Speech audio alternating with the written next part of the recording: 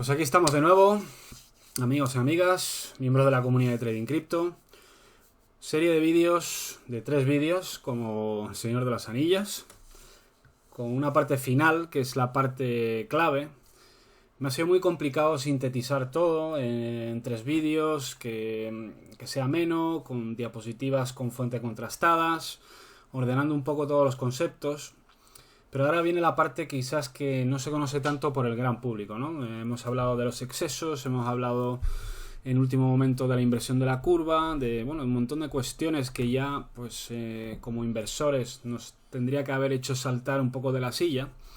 Y ahora entramos en lo gordo, en lo que realmente puede generar un gran distrés, un gran problema en el mercado.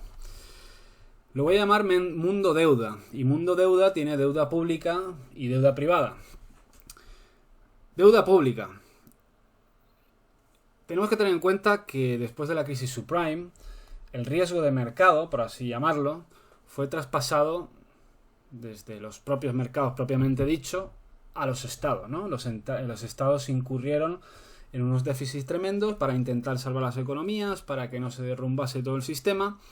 Y bueno, en esta segunda parte, esta Mundo Deuda parte 2, veremos cómo el riesgo de mercado se ha traspasado ahora a los ahorradores, a nosotros. Bueno, adentramos en la parte interesante, Mundo Deuda. Claro, uno dice, ¿es mucho o poco, ¿no? La deuda que existe en el mundo, ¿no? Aquí uno puede ver en este gráfico muy visual que tenemos 69 trillions de deuda. Trillions, esa palabra que cualquier ser humano no es capaz de concebir. Es realmente una salvajada, es muchos más ceros de lo que os podéis imaginar. Eso sí, son trillions americanos, que son distintos a como lo utilizamos en Europa. Y bueno, pues se ve que Estados Unidos concentra el 31% de la deuda y tiene una deuda del gobierno de 21 trillions, ¿no? Ya habíamos hablado en eso en algún momento. Interesante ver cómo se reparte toda esta deuda con colores. En la parte de abajo veis, más intenso, menos intenso. Bueno, estamos viendo el crecimiento de la deuda, ¿no? Una crisis de deuda arreglado con más deuda. Vemos que Japón ha pasado de tener deuda de un 160% a un 238%. El caso de Grecia, que ya sabéis todos. Italia, que siempre ha estado con una deuda sobre el PIB muy, muy elevada. Ha alcanzado el 132, Portugal, el crecimiento en Estados Unidos, el crecimiento en España, que teníamos en 2007 teníamos menos de un 50%, un 40% pues aumentó hasta 2017 casi al 100%, y así todos los países que son motores de la economía mundial, ¿no? Interesante ver cómo en Estados Unidos la deuda en el 66, después de las guerras, era de 360.000 billions y le tomó 15 años en alcanzar un trillón. Después, para llegar a los 10 trillions, en 27 años se añadieron 9 trillions, ¿no? Esto ya empieza a tener una escala completamente exponencial. Entonces, como resumen, en los últimos 11 años se ha añadido más deuda que los 42 anteriores. O sea que es para percibir la proporción y la magnitud del tema de la deuda, ¿no? El 48% de la deuda emitida en Estados Unidos, en sus 243 años de historia, ha sido emitida en los últimos 10 años. Y aquí muchos me criticaréis que, eso hay que ajustarlo, términos inflacionarios y tal, pero simplemente, en términos nominales, en términos en bruto, veis la curva que tiene, ¿no? Otra forma de representarlo, 22 trillions de deuda nacional de Estados Unidos. Y claro, el señor Donald Trump, del que hablábamos anteriormente, en 2011, cuando era un gran empresario, una de las grandes fortunas de Estados Unidos, ya decía, ¡hey! La deuda de Estados Unidos es más grande que su propio GDP. Es nuevos tiempos de pensamiento, ¿no? Para tener en cuenta. Curioso, ¿no? Y esto no solo en Estados Unidos. La tendencia del aumento de deuda ha sido en todo el mundo, ¿no? Alcanzando los 260 trillions de deuda. Por eso los 69 trillions que había antes era la deuda perteneciente en el circulito a la deuda de los gobiernos, ¿no? vemos que, bueno, comparándolo con el GDP, estamos en un nivel pues que la deuda supone un 325% sobre el GDP mundial. Eso es el nivel de apalancamiento que tienen las economías, ¿no? Bueno, problema que hablábamos en este chart, ¿no? Donde hablábamos de que estamos en una situación donde ya no se podían bajar los tipos más, donde las políticas monetarias eran inútiles, donde había un exceso de mercado y también los déficits del gobierno. No solo han aumentado pues, vía deuda, sino el déficit, que al fin y al cabo es la diferencia entre lo que el Estado ingresa y gasta, ha tenido una tendencia creciente en todos los países del G20, ¿no? O incluso más, ¿no? Más allá del G20. Queda reflejado en el porcentaje de déficit sobre el PIB, ¿no? Absolutamente abismal. Es absolutamente de locura, ¿no?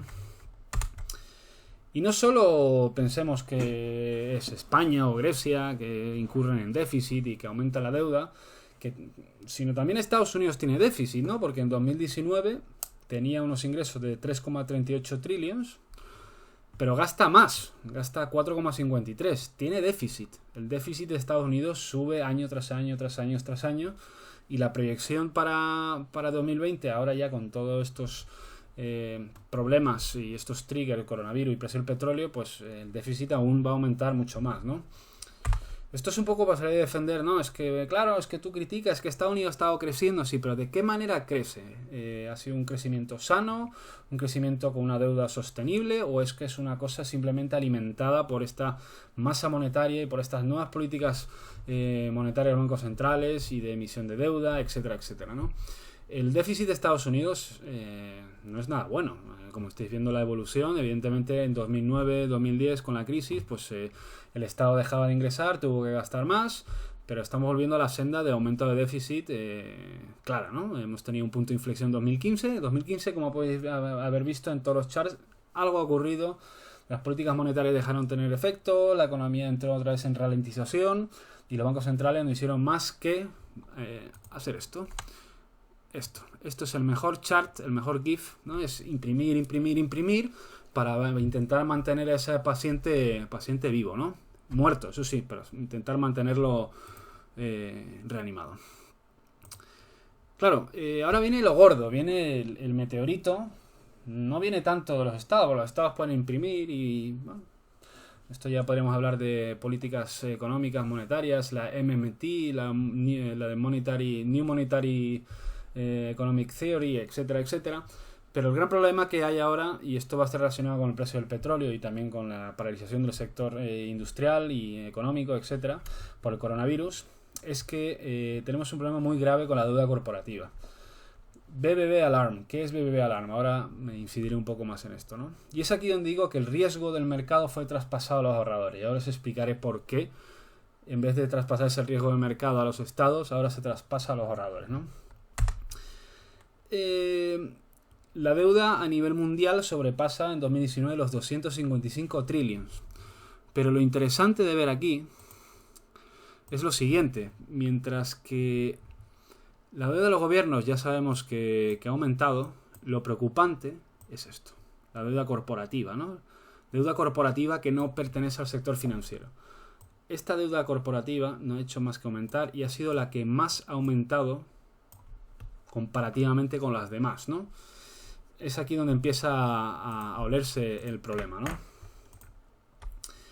Vemos en Estados Unidos cómo ha aumentado la deuda pues desde una serie histórica de los años 50, crisis subprime, evidentemente pues una caída de este negocio de las hipotecas y de los estructurados, aumento masivo de la deuda pública, y aquí tenemos el segundo cisne negro, la deuda corporativa, ¿no? Y además vemos que la deuda corporativa en Estados Unidos representa la mayor parte de la deuda corporativa en el mundo. Lo estamos viendo aquí. Aquí estamos viendo el porcentaje que supone cada una. Y vemos, por ejemplo, que la deuda corporativa investment grade tiene un tamaño abismal. Luego tenemos los préstamos, el high yield.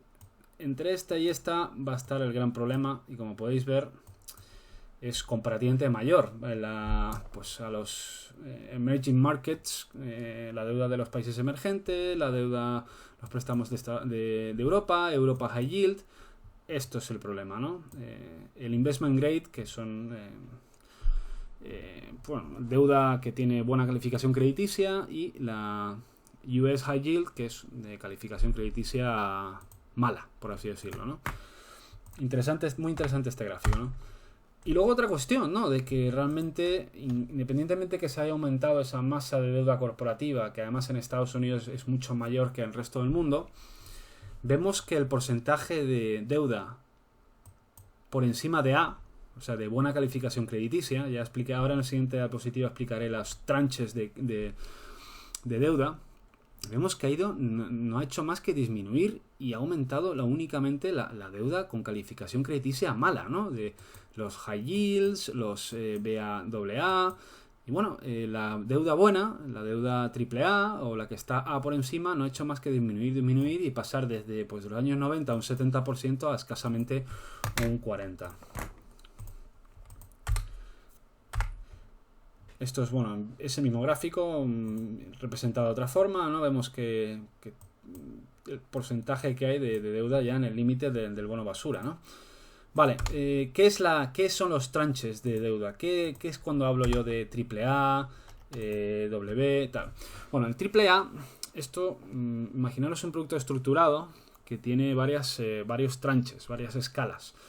El AAA supone la deuda de mayor calidad, la que nunca va a entrar en impago, paga poco porque es muy segura. Y luego a medida que vamos bajando de AAA, AA, A, esto se puede considerar que son de buena calidad, deuda que tiene poco riesgo de impago. Luego a partir de ahí entramos en BBB. A partir de BBB se considera bono basura, o sea que tiene un alto riesgo de impago y por lo tanto se le va a exigir mucha más rentabilidad. El mercado le va a exigir que pague más. Es lógico, a más riesgo, pues págame más. Claro, ya estamos viendo que la cantidad de AAA ha disminuido desde casi un 70 a un 40% y sin embargo el BBB no ha hecho más que aumentar, incluso tranches por debajo, ¿no? A medida que uno va bajando en esta escala de prelación de acreedores, más riesgo va incurriendo, ¿no? Y vemos que este BBB, que ya es considerado bono basura, Junk Bond, tiene un porcentaje sobre la deuda total corporativa americana ya superior a un 50%. Ojito, ¿no? Ya creo que con esto se va intuyendo por dónde va el problema. Otro gráfico que representa lo mismo, ya incluso este gráfico de 2019, pues estamos ya al 51%. Y en este caso está hablando del Global Investment Grade Corporate Market, o sea que de todo el mercado corporativo, más del 50% es BBB, calificación crediticia cercano al bono basura, ¿no? Entonces, claro, aquí entran los dos famosos cisnes negros, donde vamos a meternos ya en profundidad al problema que hay. Primero, el coronavirus, que paraliza la actividad industrial, paraliza las economías, paraliza a la gente, todo se cierra, todo se chapa. Y luego además la caída del petróleo, ¿no? Una jugada maestra de Arabia Saudí, de una vez soltar su muerto de Aramco al mercado, decide salirse de la OPEC y destruir el mercado. Incluso vemos una caída del precio del petróleo superior a la guerra del Golfo del 91. Aquí estamos viendo el gráfico que es absolutamente demencial, ¿no? Esto juntado al crecimiento de BBB, como hemos visto, esto ya tiene todos los ingredientes para crear un auténtico credit crunch, ¿no? Estamos viviendo en los mercados una crisis de liquidación. Todo el mundo quiere liquidar todo, desde criptomonedas, bolsa, renta fija. Quiero liquidez. Eso es el pánico. Pero ¿qué hay detrás de todo esto, no? Pues eso. Una ralentización total de las economías, paralización y caída del precio del petróleo que afecta directamente a toda esta deuda BBB. ¿Por qué? Vamos a mirar por qué.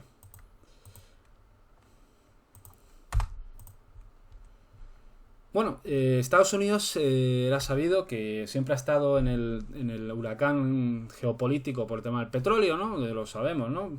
Eso no hace falta explicárselo a nadie. Sin embargo, a partir de 2019, Estados Unidos se convirtió en exportador neto de petróleo, gracias al shale gas, ¿no? Hasta al fracking, pues nuevas tecnologías. Pero claro, muy al límite de su viabilidad en función del precio del petróleo. Es verdad que las tecnologías mejoraron y no se necesitaba tanta inversión, pero es un sector que requiere de una inversión inicial muy alta. Son empresas que están muy apalancadas, necesitan mucho dinero en su comienzo y una vez que ya la producción y la extracción de petróleo es viable, pues ya empiezan a pagar y empiezan a reducir ese apalancamiento. Esto es una cuestión muy importante porque todo este mercado de crédito y este boom de parte de la economía, la parte final de este ciclo, se debe a estas empresas energéticas en Estados Unidos, ¿no?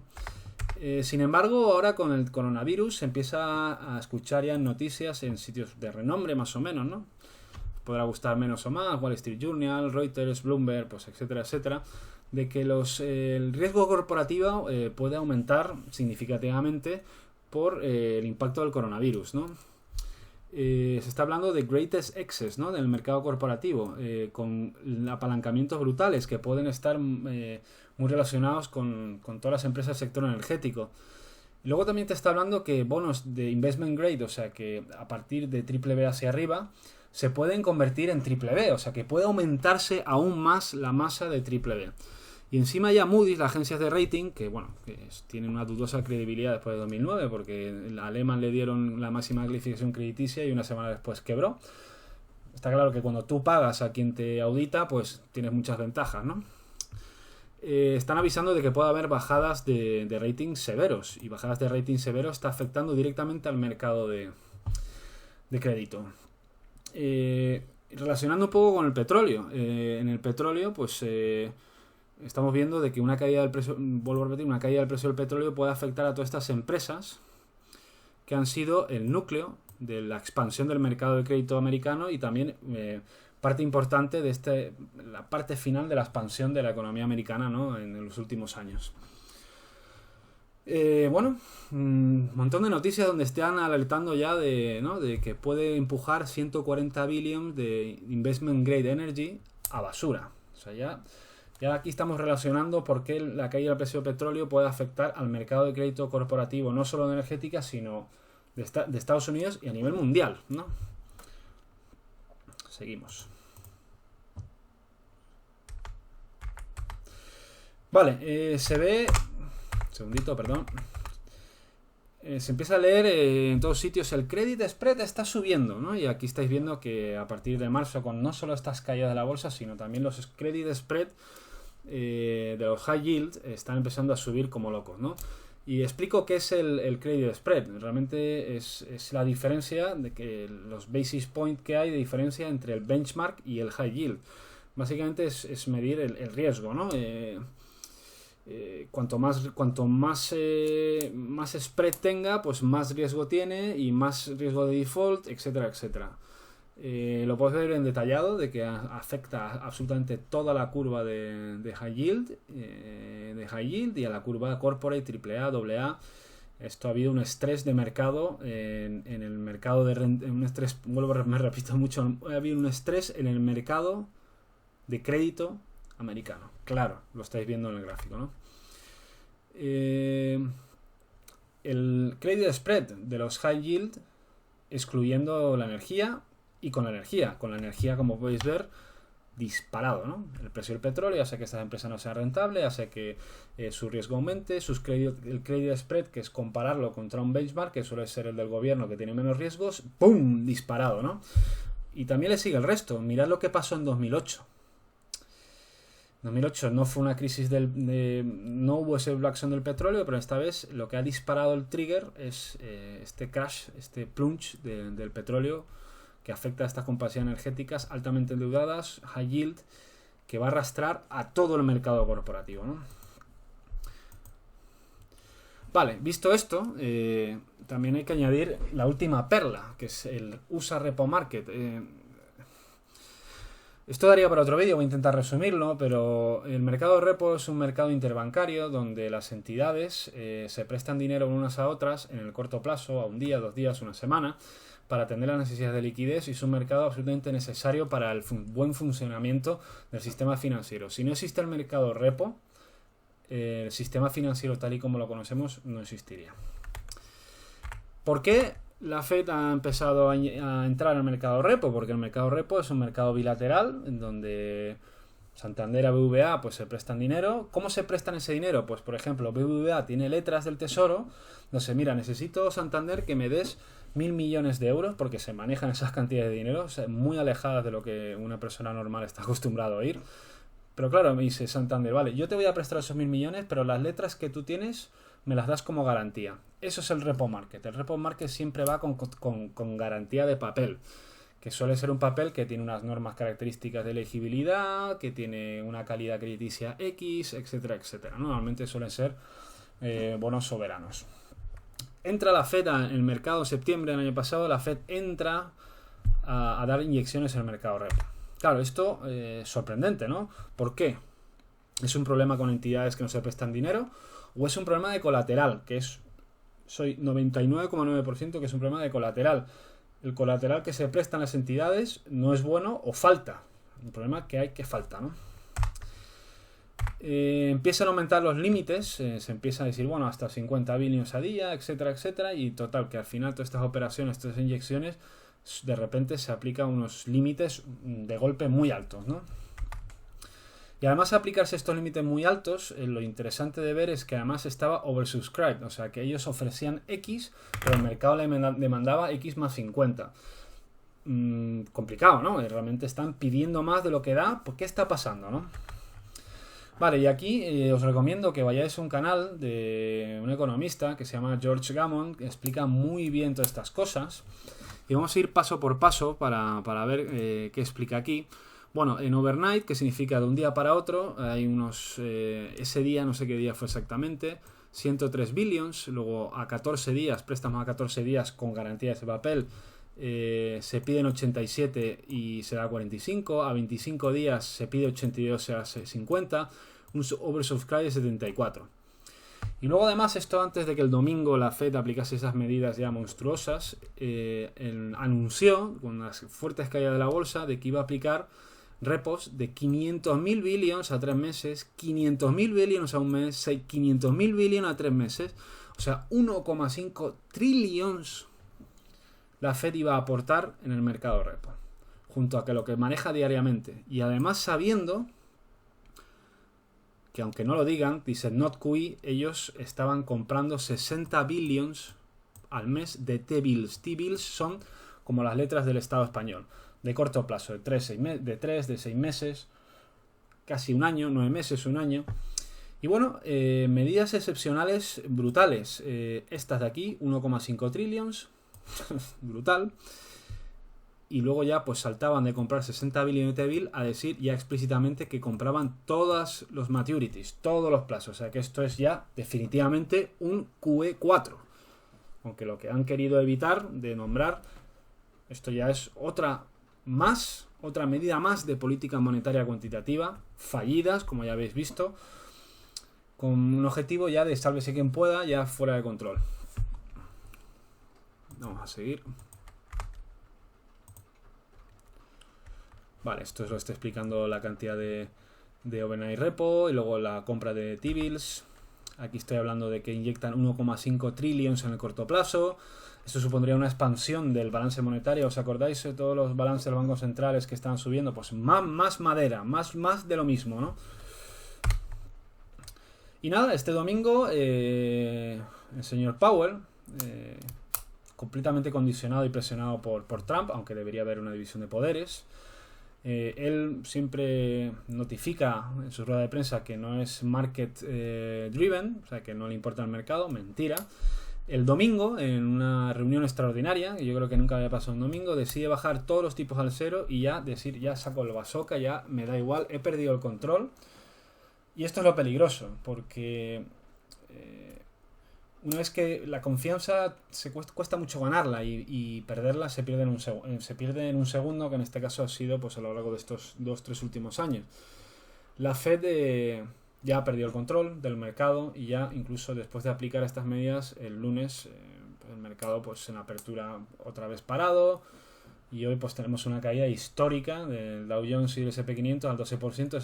Es la mayor caída intradía registrada, incluso superior a la crisis del 29. Ya al mercado le da igual el dinero que le aporte de la Fed, porque el mercado ha tenido un golpe de realidad, de que realmente, voy a decir una frase que me la voy a atribuir porque siempre la voy defendiendo. Esto se ha producido un exceso de mercado y, como decía John Maynard Keynes, decía, los mercados pueden permanecer irracionales mucho más tiempo de lo que tú puedes permanecer solvente, explica un poco este exceso del mercado. Y luego el señor Warren Buffett decía, solo cuando baja la marea se sabe quién nadaba desnudo, ¿no? Son muy buenas frases. Y bueno, este exceso de mercado tenía pues estas cosas, ¿no? De Apple, de unos crecimientos unos crecimientos parabólicos con unas estimaciones de EPS, pues de beneficios, como podéis ver. JP Morgan igual. Tesla, que competía junto con Apple para ver quién tenía el crecimiento parabólico más extremo. Aquí tonto el último, relacionando un poco todos los conceptos. Tesla, que conseguía igualar de capitalización bursátil a Volkswagen, aunque me digan, no, es que Tesla es la hostia. Bueno, vamos a poner los números sobre la mesa, ¿no? Tesla no ha inventado la rueda, así que es el principal precursor del cambio a la electrificación del transporte de particulares.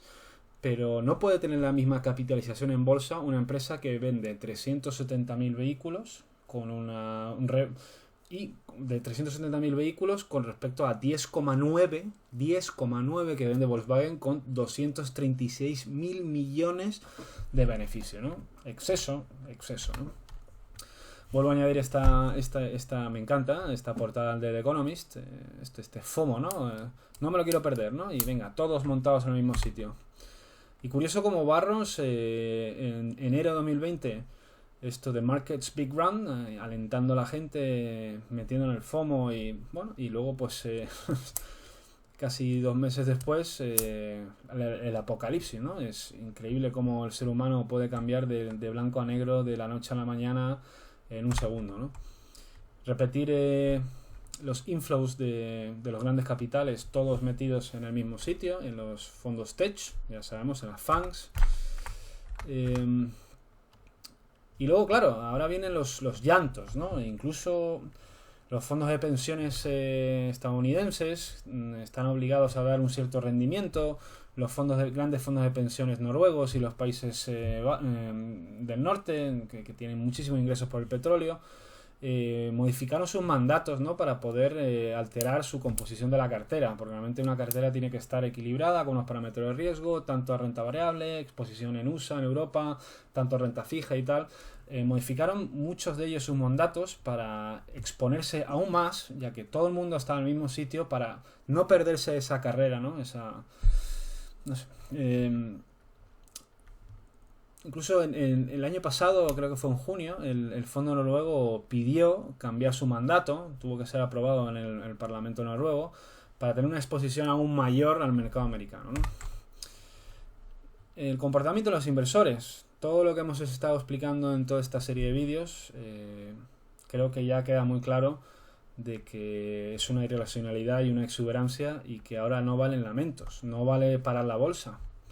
Porque cuando subía sin ningún tipo de fundamento económico, arrastrando problemas pues, en las economías reales, etcétera, etcétera, etcétera, pues ahora no vale, ¿no? A medida, ya cuando se presentan malas, ya pues, nos ponemos a llorar, ¿no?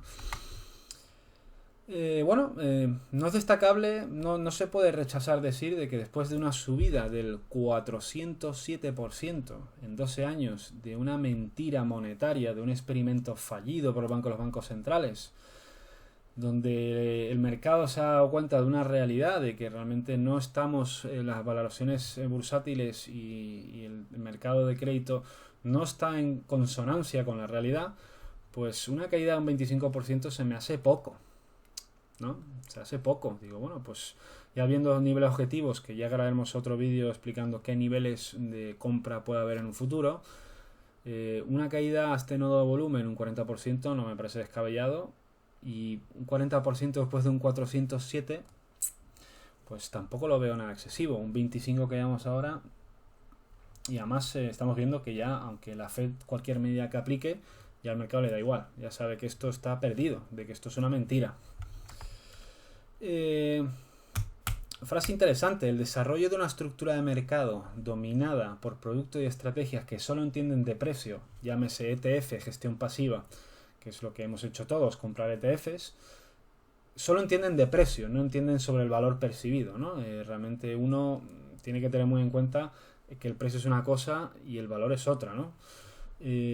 Ha sido el principal causante de estas caídas violentas, y aunque muchos critiquéis análisis técnico Yo también voy a criticar el sectarismo fundamental que te dice si el mercado cae un 10%, compre X, si vuelve a caer, compre X. El análisis técnico como del libro de Murphy, a base de media, Fibonacci, indicadores, pues no, pero uno estaba viendo que el mercado subía a base de gaps, el mercado subía con ineficiencias, el mercado no testeaba zonas anteriores de volumen. Y esto lo que llamamos una estructura pobre, donde, vuelvo a repetir, productos y estrategias que solo entienden de precio y no entienden de valor, ¿no? Hemos visto momentos históricos con variaciones del Dow Jones en un día de más o menos 10%. ¡Ojo! Y me preguntaréis, ¿esto ha existido antes? Bueno, pues sí que ha existido. En el año 89 existió y previo a la crisis, al crack del 29 también existió. O sea que... ¿qué os empuja a decir que es momento para comprar? Pensadlo. Porque ha caído mucho. Realmente tenemos que acercarnos a la inversión y a la bolsa no desde el punto de vista del gambling, sino vamos a intentar preservar nuestro capital y no jugar a la lotería y a creernos que vamos a conseguir el suelo del mercado y que de repente de noche a la mañana vamos a tener un más 30 arriba y decir, he sido yo el que ha marcado el suelo en Iberia, ha sido yo el que ha marcado el suelo en Santander. Eso es querer perder tu dinero, porque luego diré, no, si te sale mal la inversión diréis, no, es que esto es para largo plazo. Si me sale mal, no, es... Pero hay una cosa que hay que tener muy clara, es el coste de oportunidad. El coste de oportunidad de una inversión, que es de primero de carrera, de económicas o de administración de empresas, es el coste que tiene de tener dinero invertido en algo que no te está rentando para poder invertirlo en otra cosa. O sea, que no me vale ese mantra del análisis fundamental clásico, ¿no? Es que es de largo plazo. Lo siento, pero no me vale. Movimientos extremos. Bolsa de UK, pues ya veis que hace una comparativa desde muy muy atrás, ¿no? Niveles del NISE, estamos a niveles mínimos de 9 años, caídas verticales, pero claro, dices, parad esto, por favor, esto no puede ser. Lo que no podía ser es este ciclo de 12 años dopado, sin sentido, desconectado de la realidad, cuando realmente los grandes capitales que han concentrado todo su dinero en el mismo sitio y que además son unos pocos que poseen casi todo, pues cuando deciden salirse porque se dan cuenta de que esto es una fiesta donde todo el mundo está borracho, pues ocurren estas cosas. Los mercados caen a plomo. El mercado tiene que corregir todo el exceso que ha hecho estos años porque ha sido una subida irracional. Y luego pues la volatilidad, ¿no? Esto también, la volatilidad hemos alcanzado y esto no acaba más que empezar con el tema del coronavirus que va a paralizar los países a nivel mundial. Ya ha pasado en Asia, pero ahora en el occidente va a ser peor. Tenemos aumentos de volatilidad cercanos a la crisis subprime o a la crisis de quiebra de Grecia, etcétera, etcétera, ¿no? Con caídas del mercado Global Stocks del viernes pasado de un 16 en Italia, 14, ya podéis ver un 14, bueno, de auténticos números de locos, ¿no? Y curiosamente, este inversor tan querido y admirado, que es Warren Buffett, con su fondo Berkshire Hathaway, estaba en máximos históricos de liquidez, ¿no? Qué raro, ¿no? Es bastante extraño. Y recordar, bueno, y interesante, ¿no? Esto ya como breve connotación para ir terminando, de que el gap de wealth, o sea, de los que más tienen y menos tienen, vuelve a estar en niveles de los años 30. El 0,1%, el top 0,1%, tiene los mismos activos que el 90% por debajo, ¿no? Concentración del capital, ¿no? Realmente juegan con nosotros, han decidido llevar esto hasta el infinito. Greed, avaricia. Y nada, para aquellos que pensáis que vais a marcar el suelo, que yo tampoco lo sé, ¿eh? Yo lo plantearemos con setups que solemos trabajar y que tenéis en nuestro Discord parametrizado y que trabajamos día a día. Pero, ¿y si sigue cayendo?